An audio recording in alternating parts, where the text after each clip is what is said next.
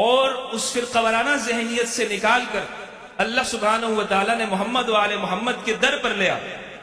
غدیر خم کے موقع پر رسالت مآب نے علی ابن ابی طالب کے لیے جو ہاتھ بلند کیا، کیا یہ واقعہ ہم اس کو بھول سکتے ہیں؟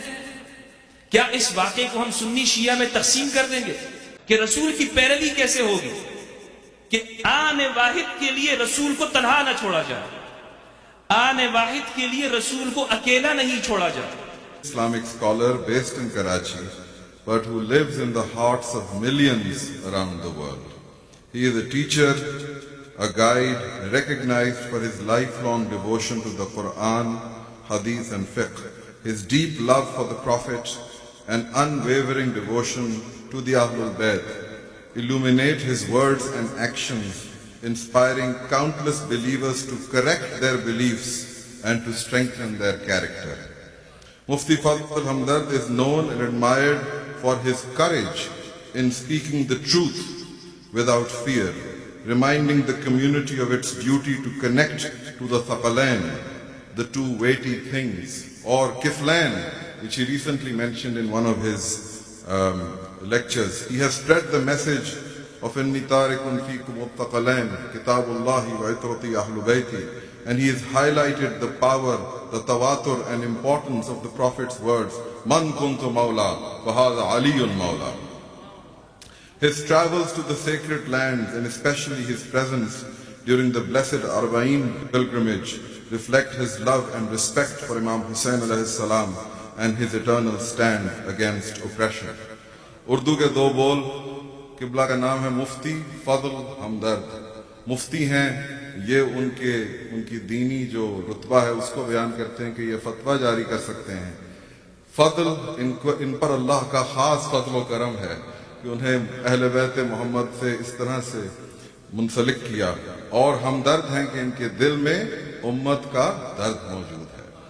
ان الفاظ کے ساتھ میں مفتی فضل ہمدرد کو دعوت کلام دیتا ہوں. صلو علی محمد و آل محمد.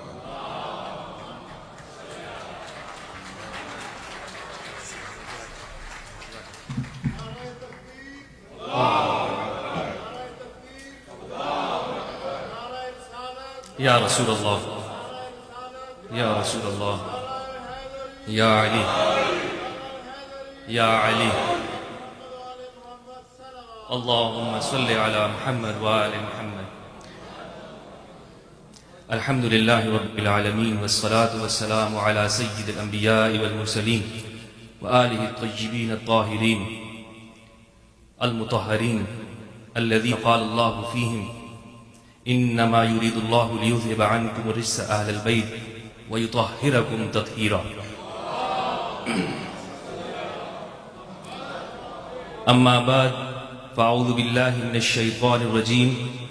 بسم الله الرحمن الرحيم.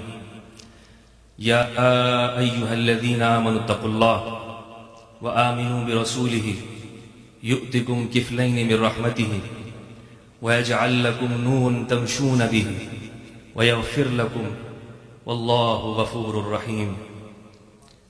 صدق الله العظيم. اللهم صل على محمد وآل محمد. بھائیوں اور بہنوں، السلام علیکم ورحمۃ اللہ وبرکاتہ. میرے نہایت ہی واجب الاحترام علماء کرام، مشائخ اعظام اور میرے سامنے بیٹھے بزرگ احباب، میری مائیں بہنیں، سب کو تحیات کہتا ہوں. اور میں نہایت ہی متشکر ہوں ادارہ جعفریہ کا کہ یہاں مجھے میلاد النبی جشن ساجدین کے عنوان سے معنون اس عظیم الشان محفل اور مجلس سے گفتگو کرنے کی سعادت دی. اللہ کریم سے دعا ہے کہ پروردگار مجھے حق سچ کہنے کی توفیق عطا فرمائے. میرے پاس جتنا وقت ہے، مختصر وقت ہے، میں اپنی گفتگو کو اس وقت کے اندر سمیٹنے کی کوشش کروں گا. جس طرح کہ میرے تعارف کے اندر حضرت نے فرمایا اور جو جملے ارشاد فرمائے، میں یقیناً اپنے آپ کو ایک طالب علم سمجھتا ہوں اور میں طالب علم ہی ہوں. اور میں یہ اس بات کا مکمل مجھے اعتراف ہے کہ یہاں تشریف فرما احباب جو بزرگ ہیں وہ مجھ سے زیادہ علم رکھتے ہیں، بہتر علم رکھتے ہیں، اور میری گفتگو صرف اپنے ہم عمر جوانوں کے لیے ہے، دوستوں کے لیے ہے کہ جو میری طرح طالب علم ہیں۔ میلاد النبی کا عنوان ہے۔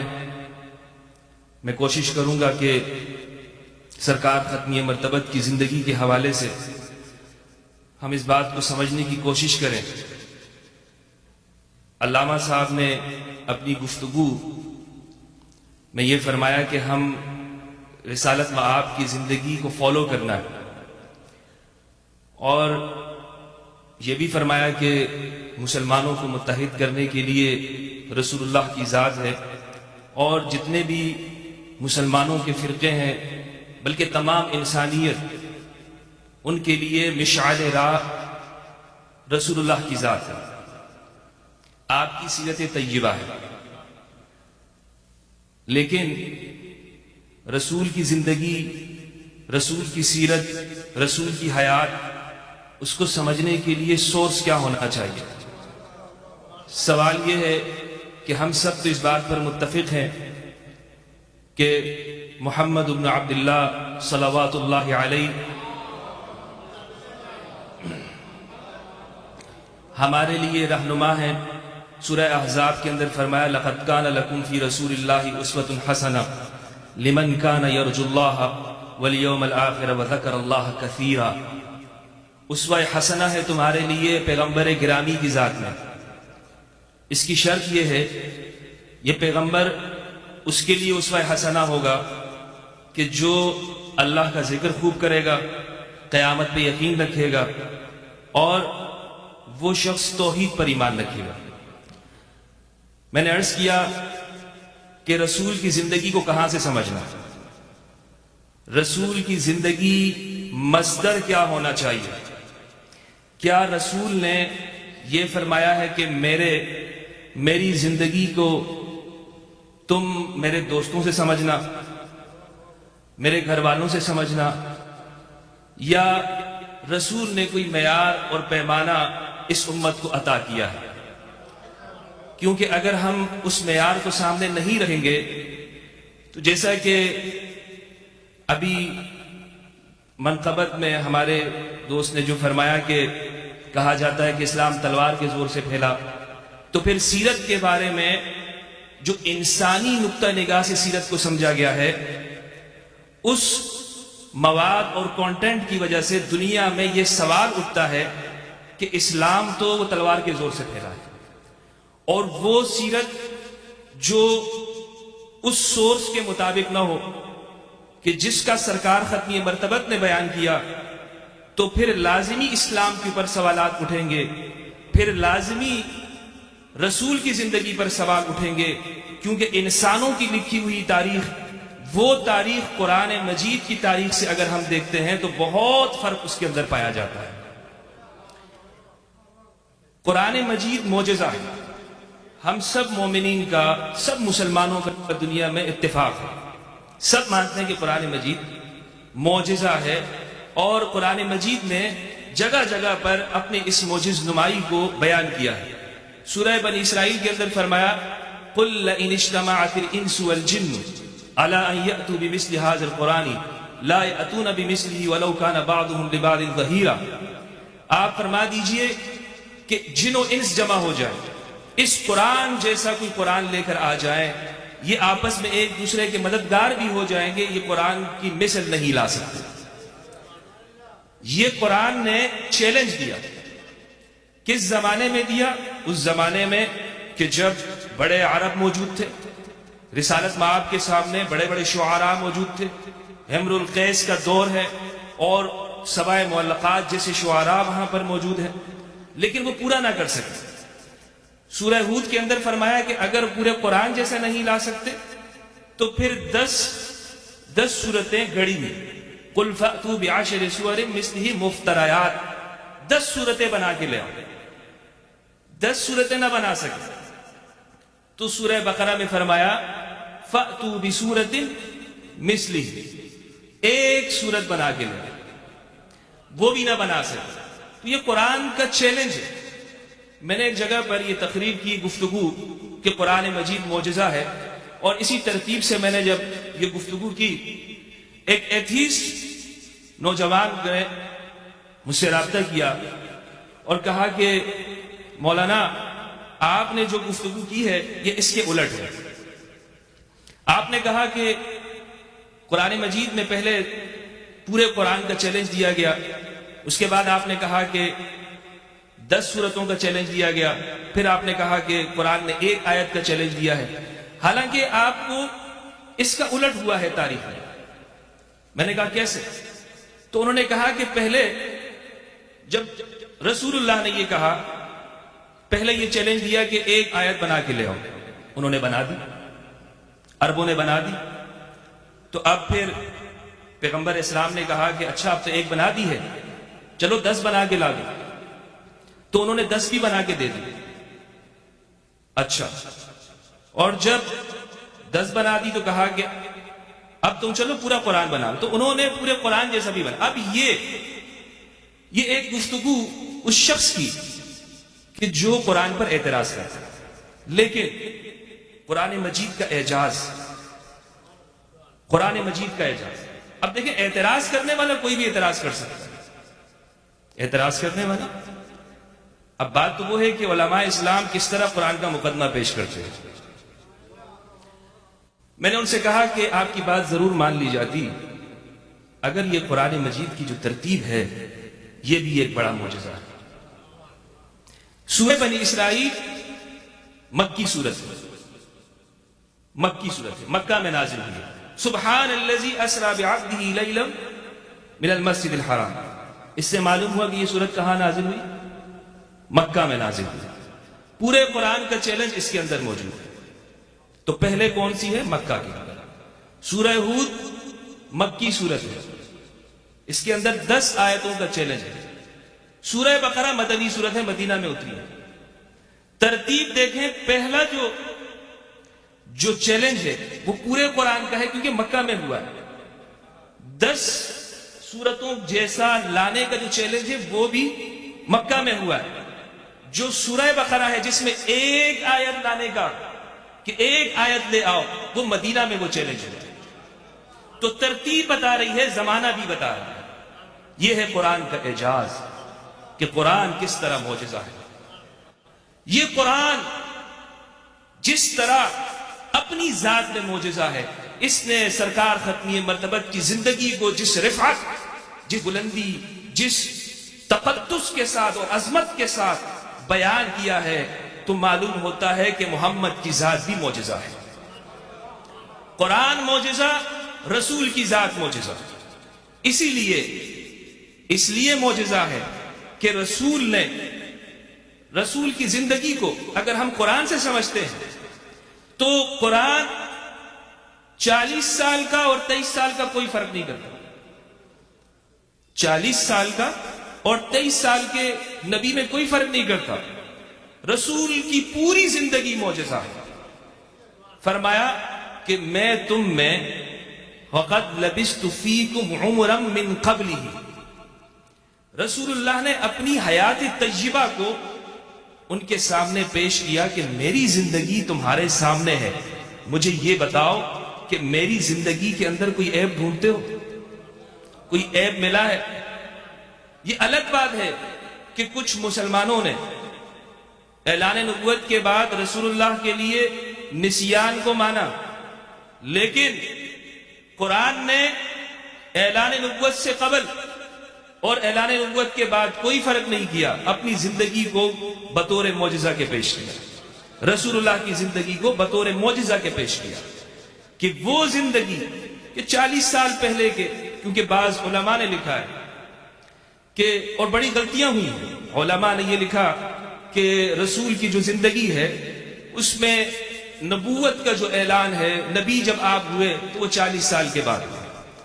حالانکہ قرآن مجید جب قرآن کو دیکھتے ہیں تو قرآن جس طرح علامہ صاحب نے حدیث بھی پڑھی, کنت نبیا وآدم بین الماء والطین, میں اس وقت بھی نبی تھا کہ جب آدم ماں اور طین میں تھے تو سیرت اگر لکھنے والا وہ اس کے سامنے یہ بات ہوتی تو وہ آدم سے رسول اللہ کی سیرت کو شروع کرتا، وہ آدم سے شروع کرتا، وہ اس پورے تسلسل کے ساتھ آتے ہوئے جناب ابراہیم اور ذریت ابراہیم کو مد نظر رکھتے ہوئے جناب ابو طالب اور جناب عبد المطلب کے اوپر آتا۔ تو سیرت کے اندر ایک تسلسل اور رسول اللہ کی زندگی کے اندر ترتیب سمجھ میں آتی، لیکن آنکھیں چھپا لی گئی، اس طرح گزر گئے کہ جیسے انہوں نے کہا کہ بس آغاز کرنا ہے تو فاران کی چوٹی پر ایک مرتبہ اعلان ہوا اور وَأَنذِرْ عَشِيرَتَكَ الْأَقْرَبِينَ، اپنے اقربین کو ڈرائیے، ان تک پیغام پہنچائیے، لیکن وہ اقربین کے لیے آپ اقربین کے پاس تو نہ آئے، آپ فاران کی چوٹی پہ چڑھ کر آپ نے اعلان کیا۔ تو سیرت لکھنے والے نے جب سیرت اس طرح لکھی کہ جو سورس اور ماخذ ہے وہاں سے نہ لی گئی تو پھر یہ غلط فہمیاں پیدا ہوئی۔ اب سورس اور ماخذ کیا ہے؟ میں نے اپنی حیات زندگی میں نے کوشش یہ کی کہ جب اللہ سبحانہ و تعالی نے مجھے اس بات کی معرفت عطا کی کہ قرآن اور اہل البیت یہ رسول اللہ کے اوصیاء ہیں، یہ قرآن اور اہل البیت رسول اللہ نے اس امت کو ایسے بیار و مددگار نہیں چھوڑا اور اس فرقہ وارانہ ذہنیت سے نکال کر اللہ سبحانہ و تعالی نے محمد و آل محمد کے در پر لیا، تو یہ سمجھ میں آیا کہ کوشش کی جائے کہ ہم حدیث ثقلین کی تو بات کرتے ہیں، مجھے قرآن سے قرآن اور اہل البیت کا سورس ملنا چاہیے، مجھے یہ سمجھ میں آنا چاہیے کہ وہ سورس جس میں محمد کی زندگی دیکھ سکوں، جس میں وہ آئینہ تلاش کروں کہ جس میں مجھے سرکار ختمی مرتبت نظر آئے۔ یعنی اگر میں رسول اللہ کی شجاعت کی بات کروں تو علی کی زندگی کو دیکھنا پڑتا ہے، اگر میں رسول اللہ کے صبر کی بات کروں، حلم کی، تو مجھے امام حسن کی زندگی کو دیکھنا پڑتا ہے، اور اگر میں رسول اللہ کی اس صبر کو دیکھتا ہوں تو مجھے امام حسین سید الشہداء کو دیکھنا پڑتا ہے، اور اگر میں علوم اور معرفت سرکار ختمی مرتبت کی وَعَلَّمَكَ مَا لَمْ تَكُنْ تَعْلَمْ وَكَانَ فَضْلُ اللَّهِ عَلَيْكَ عَظِيمًا، اے ارے ہم نے تجھے اگلے پچھلوں کا علم عطا کر دیا، اگر میں سرکار کی زندگی کا یہ علم دیکھتا ہوں تو مجھے علی ابن الحسین ابن ابی طالب کے اندر نظر آتا ہے، سید سجاد دیکھتا ہوں، اور میں محمد الباقر علیہ السلام اور ان کی علوم کو، اللہم صلی علی محمد وآل محمد، اگر میں رسول کے تفقہ کو تلاش کروں کس آئینے میں ہے تو وہ مجھے جعفر صادق علیہ السلام کے اندر نظر آتا ہے۔ دکتور ابو زہرہ المصری رحمہ اللہ انہوں نے کتاب لکھی الامام الصادق، اس میں وہ لکھتے ہیں کہ ابو حنیفہ نعمان بن ثابت رحمہ اللہ جو اہل سنت کے امام ہیں کہتے ہیں کہ ان کے پاس علم حاصل کرنے کے لیے گئے، 2 سال ان کے پاس بیٹھے، زانو تلمس طے کیا، شاگرد کی طرح بیٹھے اور کہا کہ لولا السنتان لہلک النعمان، ابو حنیفہ کی زندگی میں 2 سال نہ ہوتے تو ابو حنیفہ ہلاک ہو جاتا۔ وہ کون سے 2 سال کہ جو جعفر صادق کی شاگردگی میں اختیار کیا۔ تہذیب الکمال کے اندر علامہ مزی رحمہ اللہ نے لکھا ہے، عمر بن المقدام کے حوالے سے وہ کہتے ہیں امام صادق کی حالات زندگی میں، وہ کہتے ہیں کہ جب بھی میں جعفر صادق کے چہرے کو دیکھتا ہوں مجھے معلوم ہوتا ہے کہ یہ انبیاء کی نسل میں سے، اور یہ وہ ہستی ہیں اہل البیت میں سے کہ جنہوں نے امام علی کے بعد فرمایا سلونی قبل ان تفقدونی، مجھ سے پوچھو اس سے پہلے کہ تم مجھے کھولو۔ یہ اہل البیت ہیں، تو میں نے کوشش کی کہ مجھے اہل البیت قرآن مجید سے ملے اور قرآن مجید کو تواتر کے ساتھ پڑھتا رہا۔ حدیث ثقلین جو رسول اللہ نے اس امت کو عطا کی ہے، امت کے لیے ہدایت کی ضمانت، قرآن مجید کے اندر یہ بعینہ اسی طرح موجود ہے۔ قرآن مجید کے اندر سورہ، میں نے آپ کے سامنے آیت تلاوت کی، کفلین، آیت کفلین، آپ اس کو سرچ کر سکتے ہیں اور ابھی اگر آپ اس کو دیکھیں تو آیت کفلین آپ صرف لکھیں تو یہ آیت آپ کے سامنے آ جائے گی. کفلین اس آیت کا اگر ہم ترجمہ کرتے ہیں تو فرمایا یا ایھا الذین آمنوا اتقوا اللہ، اے ایمان والو اللہ سے ڈرو، اللہ کا تقوی اختیار کرو. یؤتک وآمنوا برسولہ، اور اس کے رسول پر ایمان لاؤ. یؤتکم کفلین من رحمتہ، یہ رسول تمہیں عطا کریں گے اپنی رحمت میں سے 2 برابر وزن. صلوات بھیجے محمد و آل محمد پر. سورت نمبر 57 کی آیت نمبر 28. 2 برابر وزن تمہیں عطا کریں گے. کفلین من رحمتہ، اپنی رحمت میں سے تمہیں 2 برابر وزن. کفل کسے کہتے ہیں؟ کفلن، کاف فا لام، کفل کہتے ہیں حصہ، اپنا نصیب. لیکن ایک لفظ اور بہت مشہور ہے عربوں کے اندر، کفیل کہتے ہیں. کفیل موجود ہے وہاں پر، کفیل کے پاس. وہ کفیل کیا کرتا ہے؟ ذمہ دار ہوتا ہے، اس کے ہر اچھے برے کا ذمہ دار ہے، اس کا خیال کرے گا. کفلن، کفلین، یہ پیغمبر اپنی رحمت میں سے تمہیں 2 ضمانتیں دے گا، 2 ضامن عطا کرے گا. وَيَجْعَلْ لَكُمْ نُورًا تَمْشُونَ بِهِ، اور ایسا نور تمہیں عطا کرے گا کہ جس نور کی روشنی میں تم چلتے رہو گے. اپنی طرف سے تفسیر نہیں کروں گا، اصول کافی کے اندر ہے. امام صادق علیہ السلام نے فرمایا اللہم صلی علی محمد وآل محمد، فرمایا کفلین سے مراد حسن حسین ہے اور نور سے مراد امام علی ہے. اسی لیے آج ہماری زبانوں پر یا علی علی ہے یا حسن حسین ہے. علی علی ہے. غدیر سے لے کر رسول نے اس امت کو جو دیا اہل البیت عطا کیے، سورس کیے اپنی زندگی کے اہل البیت عطا کیے کہ یہ میرے اہل البیت ہیں، یہ تمہیں بتائیں گے کہ محمد کیا ہے، محمد کی زندگی کیا ہے، یہ اسلام کیسے پھیلا ہے. اور اگر تم کہیں اور کسی جگہ کو سورس بنانے کی کوشش کرو گے، مصدر بنانے کی کوشش کرو گے تو تفرقے میں پڑ جاؤ گے. سنن ترمذی کی روایت ہے 3786، صحیح مسلم کی روایت ہے 6225، اور ترتیب کے ساتھ سنن ترمذی میں کتاب مناقب اہل البیت میں یہ روایات آئی ہیں. روایات اہل البیت اور قرآن ایک ساتھ ساتھ. آیت کفلین کو سامنے رکھیے اور پھر احادیث کو دیکھیے.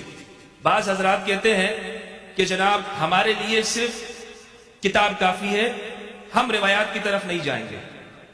ایسا ایک طبقہ اور گروہ موجود ہے، وہ کہتا ہے ماشاءاللہ کہ ہمیں آپ مفتی صاحب روایتیں کیا کرنا ہے، آپ نے قرآن پڑھیے، قرآن ہے ہمارے لیے. یہ روایتیں تو بعد میں بنو عباس کے زمانے میں وہ ایرانیوں نے اور وغیرہ وغیرہ اس کو بنا لیا گیا، اور قرآن کو اصل چھپانے کے لیے اور قرآن کے مفاہیم پر پردہ ڈالنے کے لیے روایتیں گڑی گئی.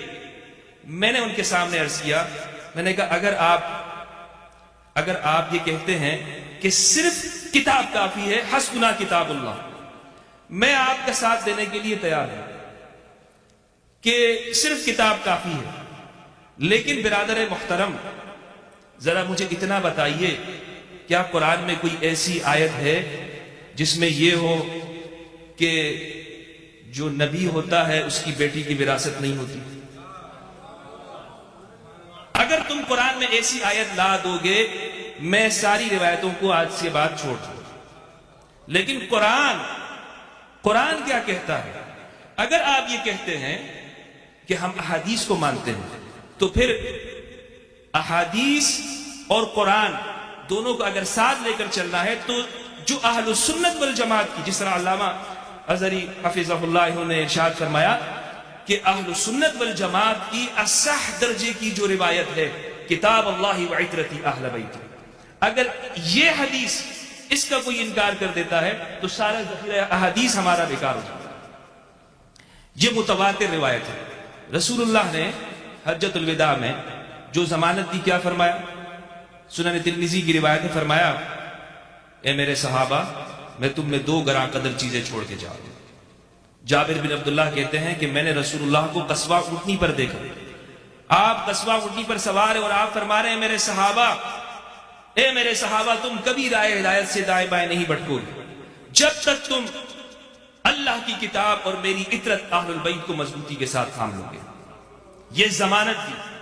اور صحیح مسلم کے اندر فرمایا اللہ اللہ اذکرکم اللہ فی اہل بیتی اذکرکم اللہ فی اہل بیتی، میں تمہیں اپنے اہل البیت کے بارے میں اللہ یاد دلاتا ہوں کہ یہ کفلین ہے، یہ تمہارے لیے ضمانت ہے، تمہارے لیے ہدایت ہے. غدیر خم کے موقع پر رسالت مآب نے علی ابن ابی طالب کے لیے جو ہاتھ بلند کیا، کیا یہ واقعہ ہم اس کو بھول سکتے ہیں؟ کیا اس واقعے کو ہم سنی شیعہ میں تقسیم کر دیں گے اور سنی شیعہ میں تقسیم کر کے ہم یہ کہیں گے کہ نہیں علی یہ غدیر تو صرف شیعہ کے لیے اور سنی کے لیے اس میں کوئی ہدایت نہیں ہے؟ تو یاد رکھیے گا کہ یہ رسول کے فرمان کے اندر تحریف کرنا ہوگی.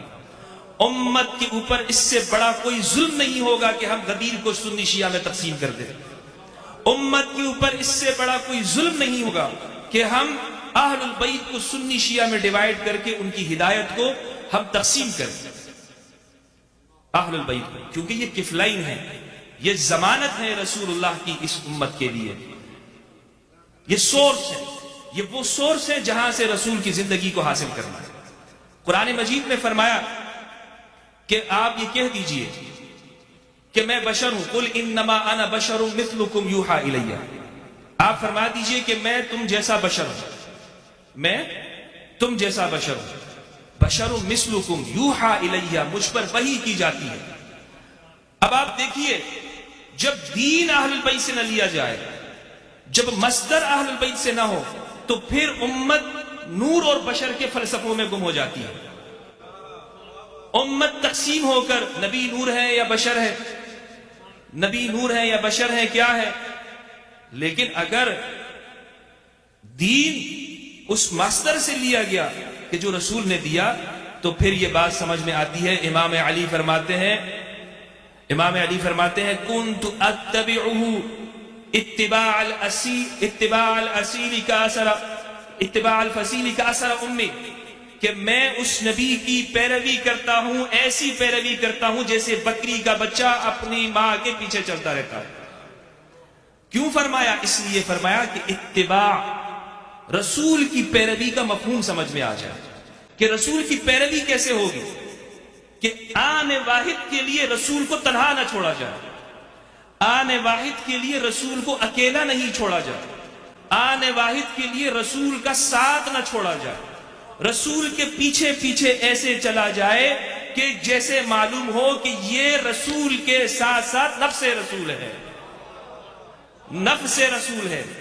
بہت سارے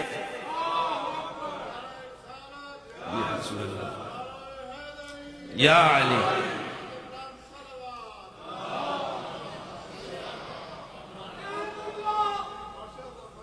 دیکھیں کہ ماشاء اللہ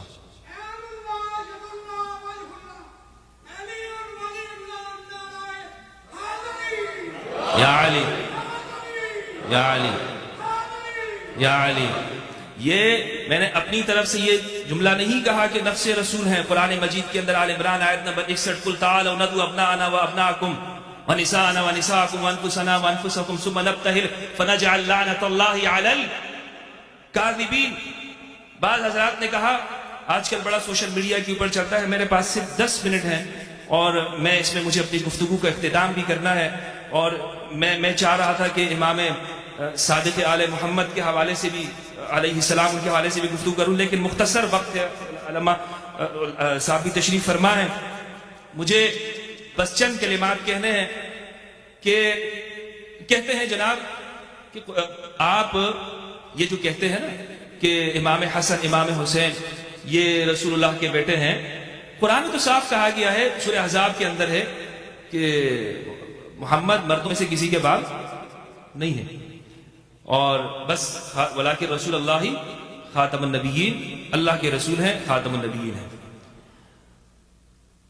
کہ فرمایا کہ مردوں میں سے کسی کے باپ نہیں ہے.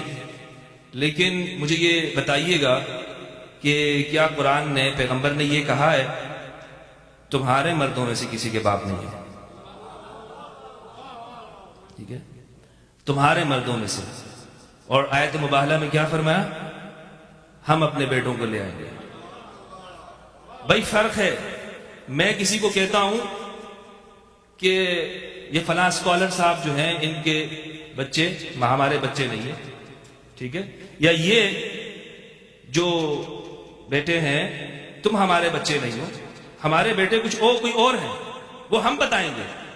تو رسول نے فرمایا کہ قرآن نے فرمایا یہ محمد تمہارے مردوں میں سے کسی کے باپ نہیں ہے. لیکن آیت مباہلہ میں دیکھیے، آیت مباہلہ میں کیا فرمایا کہ ہم اپنے بیٹوں کو بلا لیتے ہیں. تو اپنے بیٹوں سے مولوی صاحب نے یہ سمجھ لیا کہ رسول کے کوئی بیٹے ہیں ہی نہیں. تو جب قرآن کو اپنی رائے سے سمجھنے کی کوشش کی جائے گی اور یہ کہا جائے گا رسول کا فرمان بھی اگر ہو نہیں، ہمیں تو اللہ کی کتاب کافی، تو پھر اس طرح کی غلطیاں ہوں گی اور یہ غلطیاں پھر بہت آگے تک جائیں گی. اور میں نے سمجھنے کی کوشش کی کہ آخر یہ وجہ کیا ہے. ایک راوی کے حالات زندگی مجھے پڑھنے کو ملے. علامہ شمس الدین الذہبی کی ایک کتاب ہے لسان المیزان. ایک راوی ہیں یحییٰ بن حسین علوی. یحییٰ بن حسین علوی یہ امام سجاد کی اولاد میں سے. ان کے بارے میں وہ لکھتے ہیں کہ چونکہ یہ جو راوی ہے یحییٰ بن حسین علوی یہ اس بات کے قائل ہیں کہ آبائے محمد جنت میں ہیں، تو اس لیے وہ آگے لکھتے ہیں کہ یہ رافضی ہے. یعنی خلافت کا مسئلہ نہیں ہے، مسئلہ آبائے محمد کا ہے، اجداد محمد کا ہے اور ابناء محمد کا ہے. کہ سیرت لکھنے والوں نے جب سیرت لکھی ہے یا انہوں نے رسول کی زندگی کو بیان کیا تو پیغمبر کے اجداد کو وہاں سے کاٹ دیا اور اس تسلسل کو کاٹ دیا کہ جو سلسلہ ابراہیمی کا جناب ابو طالب تک پہنچتا ہے، جناب عبد المطلب تک پہنچتا ہے. کیوں کاٹا؟ کیوں کاٹا؟ رسول اللہ نے فرمایا، کنز المال کی روایت ہے کہ میں ولدت من نکاح، میں نکاح سے پیدا ہوا ہوں، اور ولم اخرج من سفاح، میں کسی غلطی، کسی جو خرابی ہے نسب کی اس سے نہیں پیدا ہوا. یعنی میری جو سلسلہ ہے طہارت کا، نسب کا، وہ مطہرین کا ہے.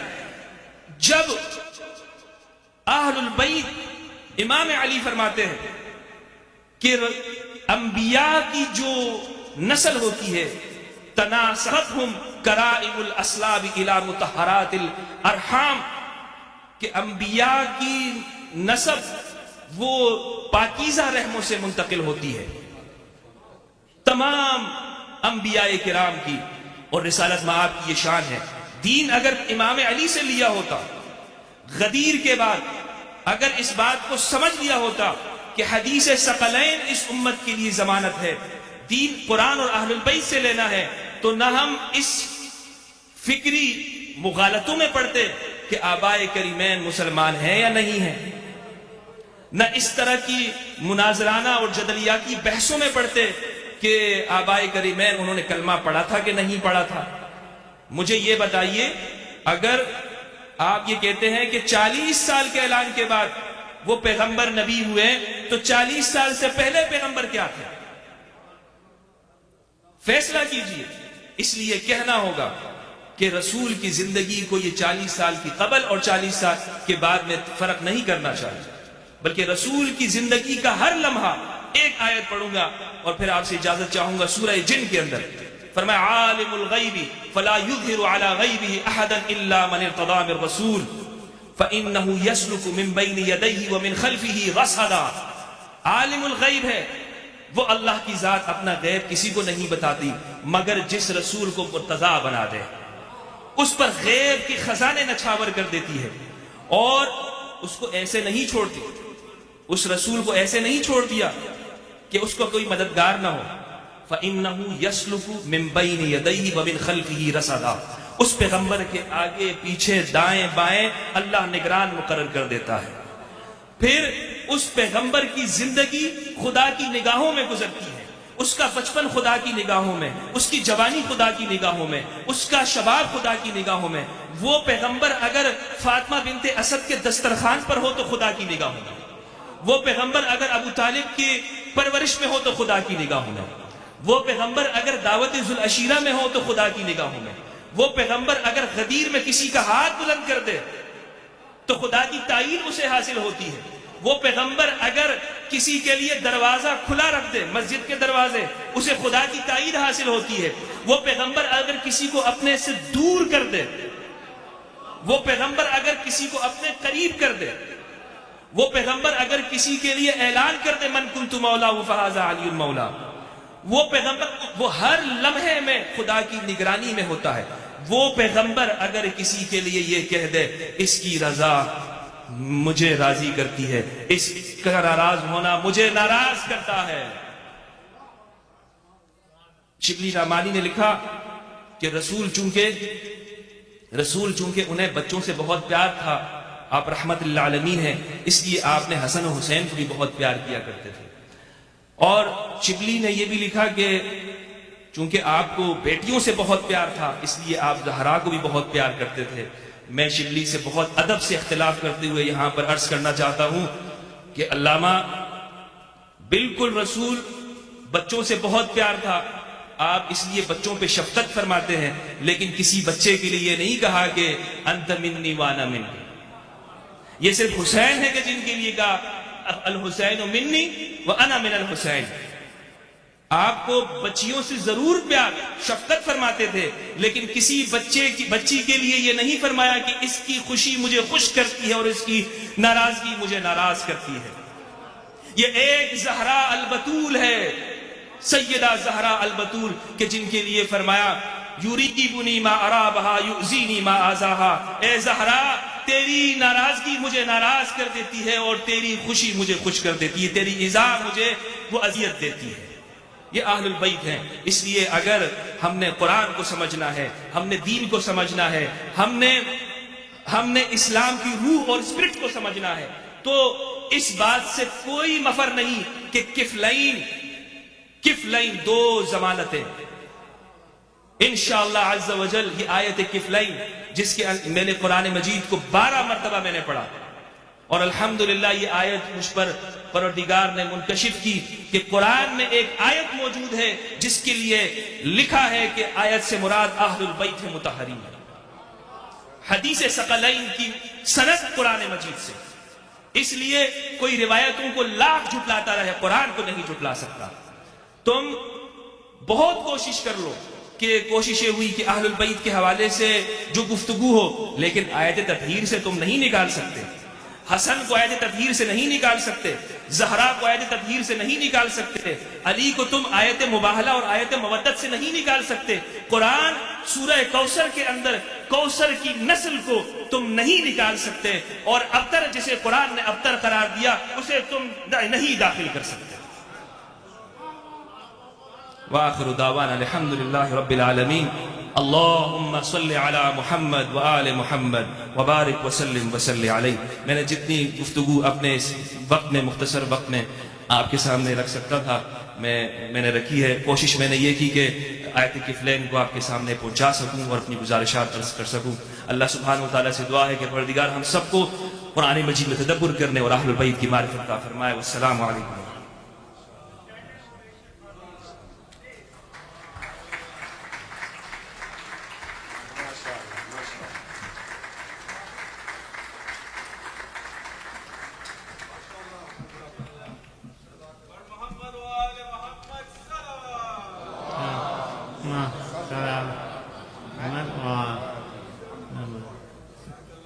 Thank you so much for one of the most beautiful speeches I've ever heard, Eddie Dara. This was truly an amazing event, and I think all of us, we benefited, and we're amazingly proud of the Sheikh for his beautiful remarks in honor of the Prophet and Ahlul Bayt.